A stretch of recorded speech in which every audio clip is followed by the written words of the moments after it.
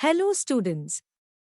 Welcome to the Asteroids course, Programming in Blender using Logic Node Editor. My name is Svetlana. My voice is perfect, unlike the algorithms that crooked programmers wrote for me. Therefore, at first you may think that I need a speech therapist. But by the fifth lesson you will get used to it, and during the breaks you will miss my lessons as much as I miss you.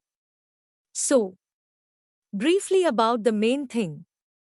You probably know the legendary game Asteroids, where your ship must destroy asteroids and avoid colliding with them. In this course, we will take this classic concept and turn it into our own fun 2D game. And we will do all this in our beloved Blender. What you will learn in this course?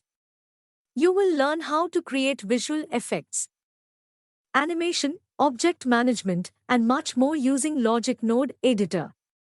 You won't need any prior programming experience to do this. We will use a Visual Logic Node Editor, making this course accessible to everyone.